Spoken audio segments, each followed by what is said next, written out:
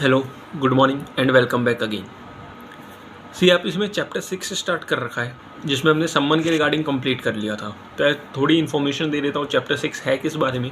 तो चैप्टर 6 कुछ नहीं, एक जनरल पावर देता है कोर्ट को कि अगर कोर्ट को लगता है किसी भी केस में किसी भी पर्सन की अपीयरेंस की नीड है, उस पर्सन को अपीयर करवाना है, उसकी स्टेटमेंट लेनी है एज अ विटनेस, उसको एग्जामिन करना, कुछ भी करना है, किसी केस में उसकी अपीयरेंस की रिक्वायरमेंट है, तो चैप्टर 6 में कोर्ट के पास पावर है कि वो आइदर बाय मोड ऑफ सम्मन इशू करके उस पर्सन को कंपेल कर सकते हैं कि भाई आपके अगेंस्ट ये केस इंस्टीट्यूट हो रखा है, आपको कोर्ट में अपीयर होना है, या विटनेस को बुला सकती हैं सम्मन इशू करके सेक्शन 61 से लेकर 69 तक।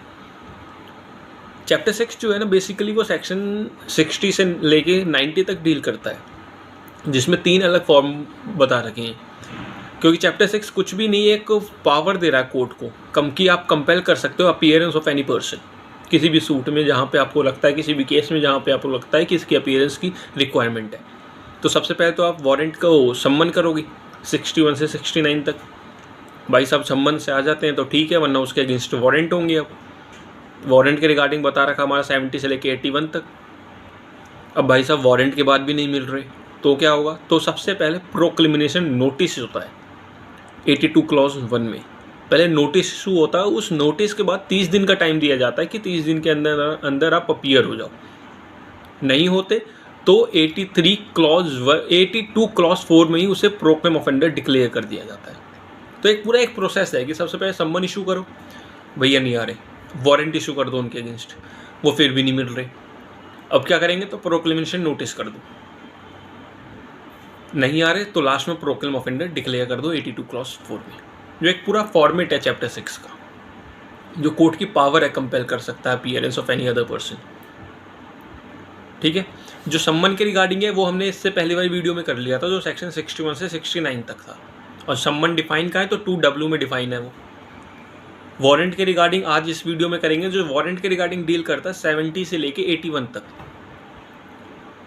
वारंट के बाद भाई नहीं आ रहे तो प्रोक्लेम ऑफेंडर, प्रोक्लेमेशन नोटिस 82 से लेके 86 तक। और बाकी जो 87, 88, 89, 90 ये मिसलीनियस है। ठीक है, तो इन शॉर्ट आपको ये पता लग गया कि चैप्टर 6 बात किसकी करता है। चैप्टर 6 हमें सिंपल ये बात बताता है कि जब भी कोर्ट को लगता है किसी भी पर्सन की रिक्वायरमेंट है, नेसेसरी है उसकी अटेंडेंस, तो चैप्टर 6 में सेक्शन 60 से लेकर 90 तक प्रोसेस बता रखा है। कोर्ट उस प्रोसेस को यूज़ करके उस पर्सन की अपीयरेंस को कंपेल कर सकता है। मैंने बताया सम्मन के रिगार्डिंग 61 से 69 तक हमने इससे पहली वाली वीडियो में कर लिया था। अब बात आती है वारंट के रिगार्डिंग, जो 70 से लेके 81 तक डील करता है। वारंट की डेफिनेशन 2X में देता है बता, तो आज खाली वारंट के रिगार्डिंग ही करेंगे, जो 70 से लेके 81 तक बता रखा है। 70 से लेके 77 तक इस वीडियो में करेंगे। इसके बाद जो 78, 79, 80, 81 जो है वो उससे अगली वीडियो में करेंगे। सेक्शन 70 से लेके 77 तक हम आज उसमें ये कंप्लीट पढ़ लेंगे कि वारंट होता क्या है, जो 2X में डिफाइन कर रखा है। उसके बाद जो वारंट है उसका कंटेंट क्या होता है, बेलेबल वारंट क्या होते हैं, क्या जिस पुलिस ऑफिसर को वारंट एग्जीक्यूट करने के लिए दिया है, क्या वो पुलिस ऑफिसर उस वारंट को फर्दर डेलीगेट कर सकता है। ठीक है, ये पूरा कंसेप्ट हम 70 से लेकर 77 तक आज इस वीडियो में करेंगे। उसके बाद का 78, 79, 80, 81 जो mode of execution of warrant outside local jurisdiction है। सपोज ए है, उसने कोई ऑफेंस कमिट किया दिल्ली में, ऑफेंस कमिट करने के बाद वो मुंबई, कोलकाता कहीं पे भी चला गया। अब उसके बाद दिल्ली में केस चल रहा है, दिल्ली को के मजिस्ट्रेट को ये पता लगा कि वो जो ऑफेंडर है वो कोलकाता में है। अब उसके पास कोलकाता के उसकी ज्यूरिडिक्शन तो है नहीं, तो उसके लिए क्या प्रोसेस है, वहाँ पे वारंट कैसे एग्जीक्यूट होगा? उसे पकड़ के तो लेके आना ही है, तो वारंट कैसे एग्जीक्यूट होगा? 78, 79, 80, 81 में बता रखा है। आइदर बाय फॉरवर्ड करेंगे हम वारंट या डायरेक्ट करेंगे वारंट। ठीक है, ये पूरा 78, 79, 80, 81 में बता रखा है। थोड़ा डिफ़िकल्ट नहीं, बट हाँ थोड़ा हैवी कंसेप्ट है, इसलिए इसको एक सेपरेट वीडियो में करेंगे। आज की वीडियो में खाली 70 से लेकर 77 तक करते हैं वारंट के रिगार्डिंग। तो स्टार्ट करते हैं वारंट के रिगार्डिंग। वाइज स्टार्ट करने से पहले डेफिनेशन देख लेते हैं, वारंट की डेफिनेशन क्या है। तो वारंट की डेफिनेशन हमारा 2X में बता रखी है कि कोई भी ऐसा ऑफेंस जिसकी पनिशमेंट एक्सीडिंग 2 ईयर है। एक्सीडिंग 2 ईयर मतलब 2 साल भी है ना, तो भी वारंट केस नहीं होगा। 2 साल से ज़्यादा है तो ही वो वारंट केस होगा, as per section 2X of criminal procedure code 1973। तो देखा जाए तो कोई डेफिनेशन नहीं बता रहा, ये खाली एक ही बता रहा है कि मतलब एक वो लाइन वो खींच दी कि अगर 2 साल से ज़्यादा पनिशमेंट है ना तो आप उस ऑफेंस को वारंट केस के रिगार्डिंग डील कर सकते हो। उससे कम है तो 2W में 2 साल है, 2 साल से कम है तो 2W में उसको सम्मन के रिगार्डिंग डील कर सकते हैं। तो इन शॉर्ट ये पता लगा 2X के अकॉर्डिंग कि वारंट वो होते हैं जिसमें पनिशमेंट, वारंट केस वो केस होते हैं जिसमें पनिशमेंट एक्सीडिंग 2 ईयर होती है, एक्सीडिंग 2 ईयर। ठीक है, अब उसके रिगार्डिंग कंसेप्ट 70 से 77 तक जो करेंगे, सबसे पहले वारंट होता क्या है। 2X में ये पता लग गया कि भाई जिस ऑफेंस में 2 साल से ज़्यादा की पनिशमेंट है ना वो वारंट केस है।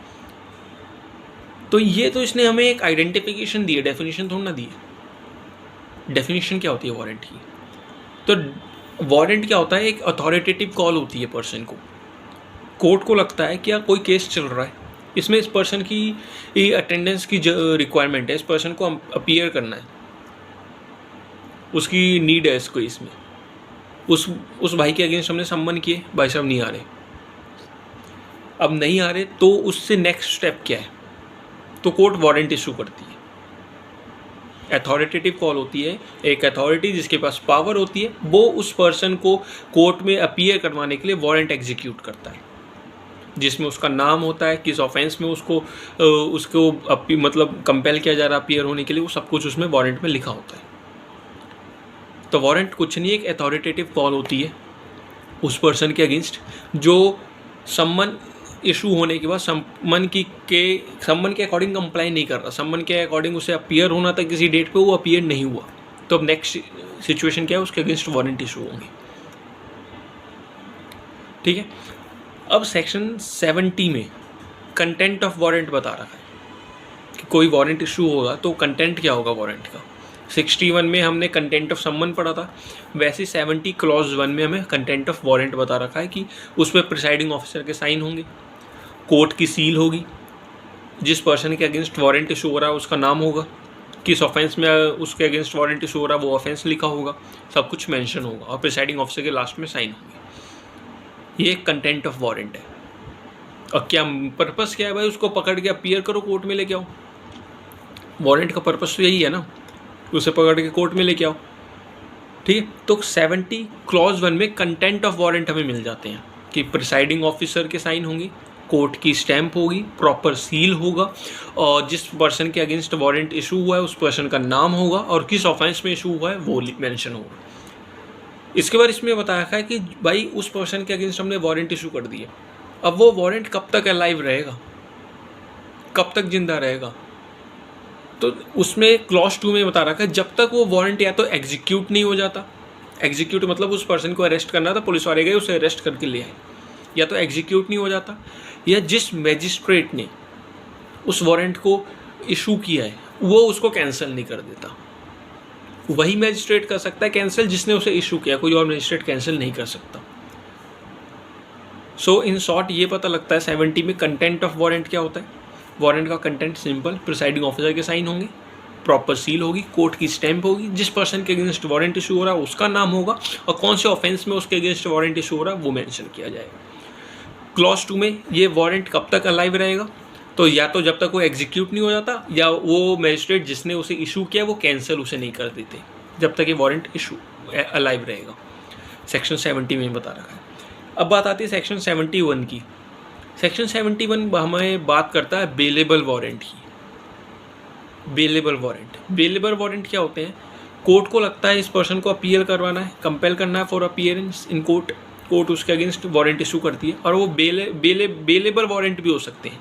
बेलेबल वारंट में क्या होता है, कोर्ट जब वारंट इशू करती है उसके साथ में नीचे लिख देती है कि इतनी सिक्योरिटी चाहिए होगी, इतना अमाउंट ऑफ बॉन्ड चाहिए होगा और पुलिस ऑफिसर को वो दे देती है। पुलिस ऑफिसर उस पर्सन के पास जाता है, उसको बताता है कि भाई तेरे अगेंस्ट बेलेबल वारंट इशू हुए हैं, इतने अमाउंट की सिक्योरिटी मांगी है, इतने अमाउंट की बॉन्ड मांगा है। अगर वो दे देता है तो बॉन्ड उसको वहीं छोड़ के बॉन्ड साइन करवा के सिक्योरिटी लेके वो वापस लाएगा और जो बॉन्ड और सिक्योरिटी कलेक्ट किया उसने वो क्लॉज 3 में कोर्ट में सबमिट कर देगा। बेलेबल वारंट में उसे पकड़ के ले जाके कोर्ट में अपीयर करना या जेल में बंद करने की रिक्वायरमेंट नहीं होती। कंडीशन है भाई, आप इतनी श्योरिटी दे दो, इतने साल का बॉन्ड साइन कर दो, आपको छोड़ दिया जाएगा। ये होता है बेलेबल वारंट, जो 71 में बता रखा है। श्योरिटी का अमाउंट कितना होगा, बॉन्ड का अमाउंट कितना होगा, ये कोर्ट हमें वो बताती है।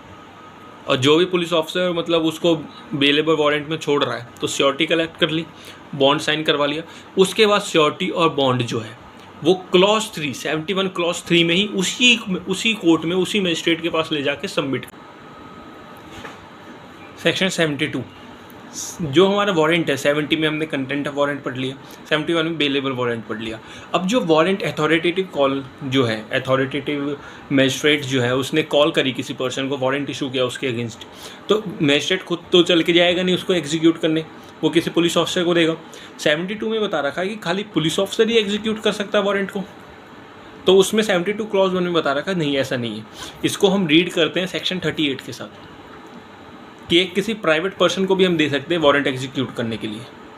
38 में कह रखा है ना कि असिस्टेंस टू पब्लिक सर्वेंट, कि कोई भी पर्सन है उसकी ड्यूटी है, अगर वो पब्लिक सर्वेंट उससे असिस्टेंट मांग रहा है तो ये इसकी ड्यूटी है, वो उसको असिस्ट करेगा।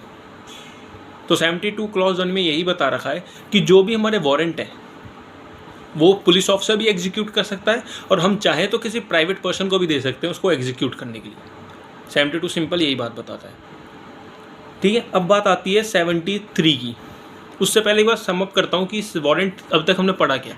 वारंट में हमने ये जाना कि वारंट क्या होता है, एक किसी भी मजिस्ट्रेट को लगता है कि इस पर्सन को हमें कोर्ट में बुलाना चाहिए, इसकी अपीयरेंस नेसेसरी है, रिक्वायरमेंट है उसकी अपीयरेंस की, उसकी स्टेटमेंट रिकॉर्ड करनी, कुछ भी करना है, किसी भी पर्पज से हमें उसे कोर्ट में बुलाना है, तो कोर्ट चैप्टर 6 के अकॉर्डिंग पे सम्मन इशू करती है। सम्मन इशू करने के बाद वारंट इशू करती है। वारंट का कंटेंट हमने 70 में पढ़ लिया, 71 में हम पढ़ लिया बेलेबल वारंट, 72 में पढ़ लिया कि भाई वारंट तो इशू कर दिए, ये भी सही है पुलिस ऑफिसर एग्जीक्यूट करता है वारंट को। लेकिन अगर हम चाहें तो क्लॉज 1 में प्राइवेट पर्सन को भी कह सकते हैं वारंट एग्जीक्यूट करने के लिए एज पर सेक्शन 38, ठीक है। अब बात आती है सेक्शन 73 की।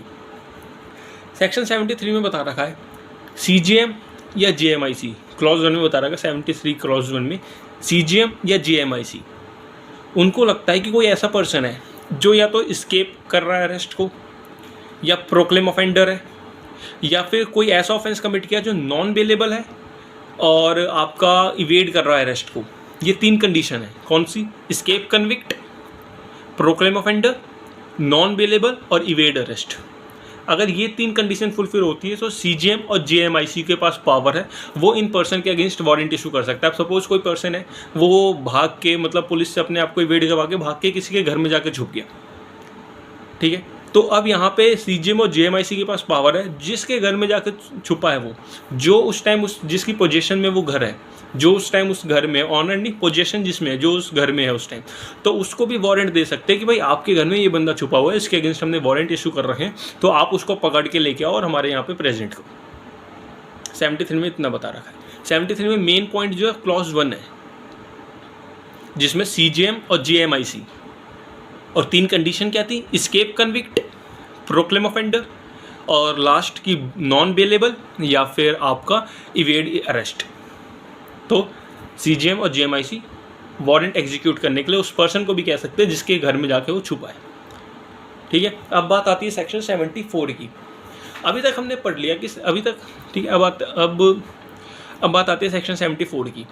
अभी तक हमने ये पढ़ लिया कि वारंट एग्जीक्यूट का कंटेंट क्या होता है, बेलेबल वारंट क्या होते हैं, वारंट डिफाइन कहाँ है, और आपके वारंट एग्जीक्यूट कैसे होते हैं, खाली पुलिस ऑफिसर ही कर सकता है या प्राइवेट पर्सन भी कर सकता है वारंट को एग्जीक्यूट। 73 में स्केप कन्विक्ट ये पॉइंट पढ़ लिए हमने। अब बात आती है 74 में। जैसे हमने पढ़ा था कि जब भी कोर्ट वारंट इशू करती है, ठीक है, तो एग्जीक्यूट करने के लिए किसी भी पुलिस ऑफिसर को भी दे सकती है। तो 74 में पुलिस ऑफिसर के पास पावर है। सपोज मैं पुलिस ऑफिसर हूँ, कोर्ट ने मेरे को वारंट दिया कि इस पर्सन को अरेस्ट करके लाओ एग्जीक्यूट करने के लिए, तो 74 सेक्शन में मेरे पास पावर है, अगर मेरे को लगता है तो मैं उसको वारंट के एग्जीक्यूशन के लिए फर्दर डेलीगेट कर सकता हूँ, अपने सबॉर्डिनेट किसी को दे सकता हूँ कि भाई मेरे को इस काम से कहीं और जाना है, तू इस वारंट को तू एग्जीक्यूट कर दे, ठीक है। ये 74 में बता रहा है। सेक्शन 75 बताता है कि भाई मैंने फर्दर डेलीगेट कर दिया, या फिर पुलिस ने कोर्ट ने मेरे को ही दिया वारंट एग्जीक्यूट करने के लिए। अब कोर्ट मेरे को सब कुछ बताएगी तो सही कि किस पर्सन के अगेंस्ट वारंट इशू हुआ है, ये उसका एड्रेस क्या है, सब कुछ पूरी सब्सटेंस जो है, जो भी नॉलेज है, जो भी इन्फॉर्मेशन है उसके रिगार्डिंग वो सब दे देगी तो सही, जब भी तो मैं सही पर्सन को वारंट के अकॉर्डिंग अरेस्ट कर पाऊंगा। अब मेरे पे नॉलेज ही नहीं है किसके अगेंस्ट वारंट इशू हुआ है तो मैं अरेस्ट कैसे कर पाऊंगा। 75 में भी, हाँ 75 में ये बता रखा है।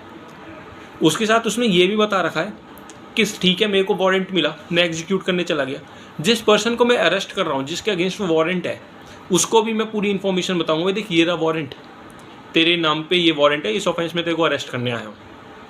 अगर नहीं बताता तो क्या कॉन्सिक्वेंसेज है। अब मैं उसको अरेस्ट करने गया, उसको वारंट ही नहीं दिखा रहा उसे कि क्यों अरेस्ट कर रहा हूँ तेरे को, तो क्या प्रोसेस है। तो भाई उस पर्सन के अगेंस्ट, उस पर्सन के पास प्राइवेट डिफेंस का राइट है मेरे अगेंस्ट, सेक्शन 98 और 99 में भी आईपीसी का, ठीक है। तो सेक्शन 75 ये बताता है। अब बात आती है सेक्शन 76 की। भाई वारंट मिला मेरे को, मैंने वारंट एग्जीक्यूट भी कर दिया, जिस पर्सन के अगेंस्ट वारंट था उसको अरेस्ट कर लिया। अब 76 में क्या रखा है कि उसको 24 घंटे के अंदर अंदर, मैंने अरेस्ट कर लिया, अब 24 घंटे के अंदर अंदर अरेस्ट करके उसे कोर्ट के आगे, जिस कोर्ट ने वारंट इशू किया उसके आगे प्रेजेंट करना है। 76 सिंपल ये बात कर रहा है। उसकी प्रोवाइजो कह रही है कि ठीक है आप 24 घंटे के अंदर प्रेजेंट करोगे तो उसमें से जो जर्नी टाइम है ना उसको एक्सक्लूड कर देना। सिंपल ये बात है। 76 में कुछ वैसा नहीं है कि भाई ठीक है मेरे को वारंट मिला, मैंने एग्जीक्यूट किया, अरेस्ट किया, now it's my duty to present that particular person in front of magistrate within 24 hours. अब प्रोवाइजो में बता रखा है कि उसमें से एक्सक्लूड कर देंगे वो टाइम जो जर्नी टाइम होगा। अब बात आती है सेक्शन 77 की। सेक्शन 77 हमें ये बताता है कि जो भी हम वारंट इशू कर रहे हैं, अब मान लो दिल्ली की कोई कोर्ट है, उसने वारंट इशू किया है, तो उस वारंट को एग्जीक्यूट करने के लिए क्या, मान लो दिल्ली की कोई कोर्ट है, उसने मेरे को वारंट दिया कि आप इसको एग्जीक्यूट करो। अब मेरे को ये पता लगा कि जो वारंट जिसके अगेंस्ट मेरे को जो अरेस्ट करना है, जिसके अगेंस्ट वारंट है, वो मुंबई, कोलकाता, चेन्नई कहीं पे है, तो वारंट एग्जीक्यूट क्या मैं दिल्ली में ही कर सकता हूँ? उस पर्सन के अगेंस्ट वारंट है तो क्या वो दिल्ली में ही है? तो एज पर सेक्शन 77 नहीं, उस जिस पर्सन के अगेंस्ट भी वो वारंट इशू हो गए उसको हम ऑल ओवर इंडिया कहीं पे भी अरेस्ट कर सकते हैं, जहाँ पे भी वो मिलता है, ठीक है। तो अब एक कहानी अगर लिंक करूँ तो वारंट क्या है? वारंट कुछ नहीं है। मैं as a court, as a जज, मेरे को लग रहा है कि भाई ये पर्सन है, इसकी मेरे को ज़रूरत है, कोर्ट में बुलाना चाहिए इसे, इसकी स्टेटमेंट रिकॉर्ड करवानी है। ठीक है भाई, सब चैप्टर 6 में सबसे पहले मैंने उसको सम्मन किया, भाई सब नहीं आ रहे, फिर मैं वारंट का प्रोसेस इशू करूँगा। वारंट क्या है? तो 2x में बता रखा है वारंट कि भाई कोई भी वो पनिशमेंट, कोई भी वो ऑफेंस जिसकी पनिशमेंट एक्सीडिंग 2 ईयर्स है। तो भाई ये डेफिनेशन नहीं, आइडेंटिफिकेशन बता रहा है, आइडेंटिफाई करना बता रहा है कि हम कैसे आइडेंटिफाई करेंगे कौन सा केस वारंट केस है और सम्मन केस है। तो जिसमें 2 साल से ज़्यादा पनिशमेंट है वो हमारा वारंट केस है, ठीक है। उसके बाद वारंट होता क्या है? तो एक अथॉरिटेटिव कॉल होती है कि भाई हमने आपको सम्मन देके प्यार से बुलाना चाहा, आप नहीं आए, अब हमने आपके अगेंस्ट वारंट इशू कर दिया, अब पुलिस आपको पकड़ के लेके आएगी। अभी आप तक हम आपको खुद बुला रहे थे, आप नहीं आए, तो अब आपको पुलिस पकड़ के लेके आएगी। वारंट वो होता है जो चैप्टर 6 में सेक्शन 70 से लेके 81 तक बता रखा है।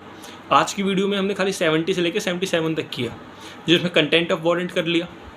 वारंट मतलब कब तक अलाइव रहता है? जब तक एग्जीक्यूट ना हो जाए या जिस मजिस्ट्रेट ने उसे इशू किया वो कैंसिल ना कर दे। 72 में बेलेबल वारंट क्या होते हैं?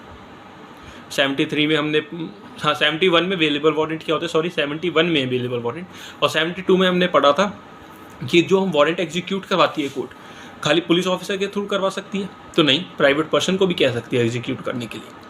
73 में CGM और GMIC के पास पावर थी, 3 कंडीशन थी, escape, convict, proclaim offender, non bailable या फिर आपका इवेड अरेस्ट।